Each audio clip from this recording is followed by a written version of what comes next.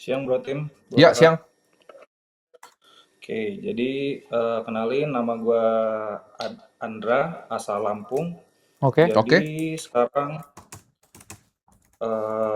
gue tuh bikin bisnis catering. Jadi Bisnis apa, bisnis sorry? catering ini bisnis catering. Oke. Jadi bisnis catering ini kita buat ada dua ya. Jadi catering sehat sama catering nikah, tapi tempatnya di satu tempat, kayak central Oke. kitchen gitu. Ya. Nah, kebetulan udah berjalan 2 tahun ini, alhamdulillah dapat keuntungan bersih dalam per bulan ini 70 sampai 100 juta untuk Oke. yang di kitchen pertama. Terusnya kemarin sekitar setengah tahun yang lalu, karena sudah BEP dan sudah ada keuntungan lah, di situ saya buat lagi di kota sebelah Oke. untuk catering tersebut gitu. Oke. Terusnya udah berjalan 3 bulan, ya sekarang keuntungannya masih setengahnya, Ya. kurang lebih 40 sampai 50 kurang lebih untuk Oke. bulan ini. Nah, Laba bersih kamu berarti yang total saya semua 70 sampai 100 juta ya Yes. per bulan? total bersihnya berarti 70, salah kan ada yang cabang kedua, berarti Oh. kurang lebih Kamu tadi 100 ngomong sampai laba bersih. 150. Gimana Iya, jadinya? Itu Laba dua, bersih. maksudnya dua ini. Dua tempat. 2 kitchen. Oke, Iya. gini. Kamu kan kita ngomongnya bisnis ya. Kamu nggak bisa ngomong laba bersih satu toko gitu. Iya. Bisnis kamu laba bersih per bulannya berapa? Catering kamu? 100 sampai 150. Oke. Oh. Nah, itu jawabannya. Kita ngomong 100 juta aja lah ya. Oke. 100 sampai 150. Berarti Yang saya revenue? Untuk revenue-nya, pokoknya laba bersihnya segitu, Bro Tim. Kurang lebih Gimana 100 pokoknya Ya, revenue-nya? Berapa Kamu punya marginnya, bisnis kan? berapa persen? 20% kah atau berapa? Kamu omset kamu berapa? HPP Omset kamu saya untuk cateringnya sekitar, berapa? untuk omsetnya itu kurang lebih 900 sampai pernah 1,2 miliar. Oke. Oke. Ini berarti cuma 10% ya marginnya ya? Betul ya. Oke. Kenanya di mana aja kamu? Kena Kenapa gimana net tuh? marginnya kecil sekali? Karena untuk catering sehat ini saya belum ngasih harga yang masih tinggi ya, masih belum terlalu tinggi saya kasih Oke. harga. Buat bottleneck kamu satu pricing berarti ya? Pricing. Oke, terus? Terusnya untuk HPP-nya itu kayak masih terlalu tinggi sih menurut saya sih. Karena Oke. saya masih ngasih bahan-bahan yang premium. Ya. Maksudnya udah bahan-bahan premium tapi untuk pricing-nya itu masih terlalu rendah kalau menurut saya. Oke. Nah, yang saya tanya lagi kan sepertinya kalau untuk ekspansi dari kitchen saya ini kayaknya udah saya nggak mau ekspansi lagi untuk sekarang. Mungkin ke depannya itu Betul. yang saya pengen cita-citakan itu pengen bikin gym setelah nanti mungkin uang udah terkumpul lagi gitu. Oke. Nah, Oke. sekarang ini kan saya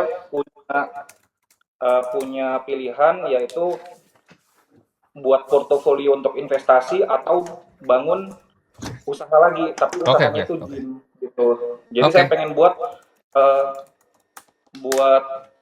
dari catering sehat, gym, dan kebetulan kan saya juga sebagai dokter, jadi saya itu pengen buat klinik khusus diet.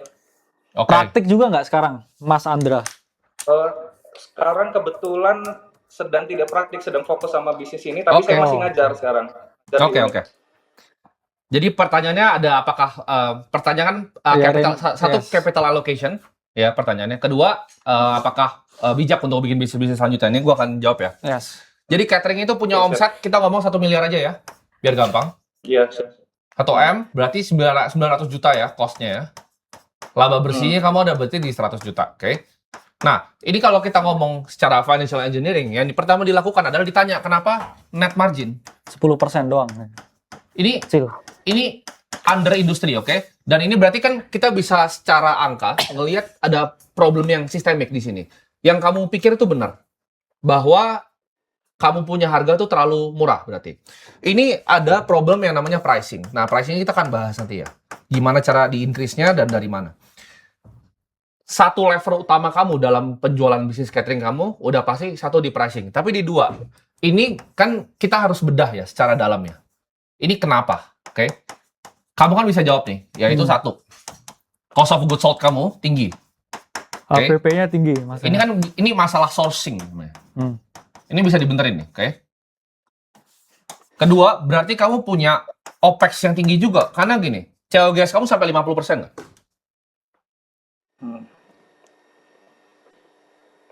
Per Oke. piece ini ya. Per piece nyampe 50% nggak? Sorry, Gini, jualan bahasa berapa? sama- Gitu? Jualan dulu berapa? Jualannya berapa? Jualan untuk per porsinya Iya, per porsinya. Kita pakai rata-rata aja ya, jangan per- kayak menu ya, per rata-rata. 35.000 lah Nah. kurang lebih. Di 35.000 itu modalnya berapa? 35.000 itu modalnya sekitar 20 ribuan lebih. Waduh, mahal bro. Ya. Ini kayaknya Besar sekali 65%. Andra ini mungkin ini bro, karena kan dokter kan, Ya. jadi passion, terus pengen makanannya bersih, higienis, bahannya paling berkualitas, jadi tinggi mungkin ya jadinya. Kalau di sana berapa banyak di Lampung catering? Maksudnya kamu dari 10 besar ini nomor berapa nih kalau di sana brandnya? Kalau di sana, kalau di sini mungkin ya kalau masih 5 besar lah mungkin untuk Oke sekarang. lah. Beban kamu di karyawan itu berapa sekarang? Sama buat overhead operasional kamu berapa? Operasional untuk sekarang ini untuk operasional kurang lebih mungkin 30%-an, mungkin kurang lebih 20% lah kurang lebih. Oke. Ini kan berarti bisa kita gambarin dari kamu 35, jualannya 25. Ini berarti kan kamu sekitar bisa sampai 600 plus ya. Ini kamu cuma buat COGS ya. Sisanya OPEX berarti kan human dan lain-lain sekitar berarti 200. Ya, Bisa 250 kan? Sekitar segini ya kamu ya. Angka kamu ya. Satu, ini Mungkin berarti kamu udah 100. pasti solusinya, udah pasti pricing. Ya. Kamu double dulu. Tapi pertanyaan kamu takut kalau misalnya kamu naikin harga, mereka price sensitif di Lampung. Yang kamu harus lakukan adalah branding. Oke, siap. Oke, jadi kuncinya dari pricing power adalah branding. Kalau kamu mau ngomong semua yang punya pricing power, contohnya Coca-Cola atau misalnya Sis Candies atau Indonesia mungkin tolak angin gitu kan. Ya. Bisnis-bisnis yang punya return on net invested capital itu besar. Itu biasanya bisnis-bisnis yang punya pricing power. Nah, kamu punya problem di pricing power. Karena bahan yang kamu pakai berarti kan sangat premium di atas rata-rata dengan harga kamu, ya kan? Betul. Nah, berarti gimana caranya ningkatin gini, pricing itu Oke. Ini rumus yang ada di kepala gue sendiri. Ini gue nggak pernah share dulu. Pricing itu adalah game dari perceived value. Oke. Perceived value-nya apa? Customer mikir tentang produk kamu seperti apa. Jadi makin tinggi perceived value produk kamu, ya. Ketika kamu punya perceived value-nya tinggi, price kamu jual di sini, ya. Ini price nih. Instagramnya apa Andra namanya? Nanti mungkin itu saya nanti belum mau saya kasih tahu untuk sekarang. Belum mau share. Gak apa-apa. Jadi kamu harus menemukan yang namanya price gap antara perceived value masyarakat dengan price. Oke? Jadi perceived value-nya lebih tinggi. Cateringnya ini dikirim atau gimana, Andra? Dikirim. Oke. Ini kan ada banyak Cost ya kayaknya. sorry, bukan. Di dalam perceived value itu, untuk orang memikir sebuah price, itu ada beberapa variabel yang ditentuin. Satu adalah produk. Produk itu adalah makanannya enak atau enggak. Tapi dengan omset 1 miliar, harusnya kita nggak raguin bahwa makanan kamu enak, karena kamu dokter juga. Ya. Yang kedua itu adalah time, ya, variabelnya. Seberapa cepat ini bisa datang ke customer kamu, seberapa efisien dan seberapa bagus. Jadi ketika ini kamu bisa increase, ya, sama tadi, ya, branding. Ini bisa menciptakan yang namanya perceived value. Oke? Ketika kamu bisa melakukan yang namanya pricing power di tempat kamu bisa naikin, misalnya contohnya setiap tahun kamu bump up by 10%. Itu otomatis kamu punya net margin itu akan lebar. Kamu ngerti nggak? Tanpa ekspansi apa-apa yang baru, tanpa ngapa-ngapain. Oke? Oke. Ketika uangnya tadi kamu tanya apakah untuk mana, ini gua akan jawab di sini langsung ya. Gym itu adalah bisnis yang berbeda, ya, satu. Dan tadi yang kamu bikin buat diet klinik itu bisnis yang entirely different lagi. Kamu fokus di catering ini, karena ini masih bisa lebih besar. Kamu dengan mainin seperti ini, kamu bisa omsetnya 1M. Kamu bisa untungnya 250, ya. Kamu biasanya 2x ya laba bersih. Oke, ketika ini terjadi, uangnya kamu masih working capital lagi. Modalnya kamu pakai lagi, gimana caranya bisa increase pricing power-nya, ngerti nggak? Oke. Jadi, penting untuk kita bisa melihat bottleneck utamanya. Kamu udah jelas banget pricing. Nah, kamu harus investasi di mana? Kamu harus investasi di branding. Gitu. Oke. Tapi jangan pikir gini ya, jangan misalnya 100 juta laba bersih, kamu pakai buat branding 100 juta. Kan ini kan sesuatu yang baru untuk kamu juga. Kamu tes ya. Kita akan saranin kamu untuk pakai working capital untuk tes. Jadi nggak apa-apa, kalau kamu punya banyak cash on hand, kan kamu bisa masukin di RDPU kan?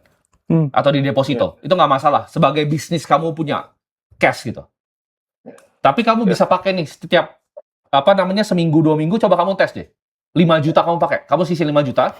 Oke, kamu ada proyek branding ini. Atau kamu mau hire misalnya agency ini untuk pegang brand kamu. Atau kamu mau hiring orang dari agency branding lain, kamu mau hire orangnya, kamu coba in-house. Kamu pakai uang namanya uang trial ya. Trial. Nah, ini kamu budgetin nih, kalau dengan size kamu 10 sampai 50 juta tuh boleh per bulan. Jadi nggak usah habisin semua duitnya. Jangan 100 juta net working capital kamu hantam modal balik buat branding. Oke. Dites dulu, dicek ombaknya, Bro. Ya. Cek ombak gitu. Lihat, ini suka nggak yang kayak gini? Kira-kira yang beli kamu tuh ada yang mau advokat nggak untuk kamu gitu. Oke? Oke. Jadi itu dulu yang kamu fokusin. Kamu harus gimana caranya solve pricing problem kamu. Karena ini kayaknya, ini accounting problem bisnis kamu. Oke. Financial engineering problem. Bukan operational problem, bukan product problem. Karena pasti produk kamu diminati dan diingini banyak orang. Karena kamu harus jual banyak kan untuk 1 miliar sebulan. Yes. Ya. Berarti untuk investasi, untuk build portofolio investasi, mending sekarang kita investasi ke usaha kita sendiri. Apa? Lebih baik kita investasi ke usaha kita sendiri untuk sekarang, Pak. Oh, sudah pasti. Karena ini kan masih growing bisnis kamu. Gini, bisnis kamu masih ada problemnya. Belum sempurna.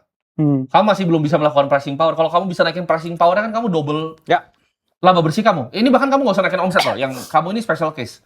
Kamu nggak perlu naikin omset. Ini financial engineering. Kalau misalnya gue perusahaan kayak mini private equity, gue mau buy out perusahaan lu, pasti yang gue benerin ini. Gue akan lihat, ini nggak perlu di scale top line-nya. Gue dengan gue nge-scale cost-nya, ini gue bisa double basically bisnisnya. Ya. Kan yang penting dari sebuah bisnis adalah FCF kan, free cash flow kan. Gue bisa double net free cash flow lu cuman dengan financial engineering. Nah, itu dilakuin dulu gitu. Mainin pricing power. Oke? Oke, terima kasih. Oke. Semoga terbantu ya, Andra. Oke, siap. Terima kasih, Bro Tim, Bro Kak. Oke. Thank you.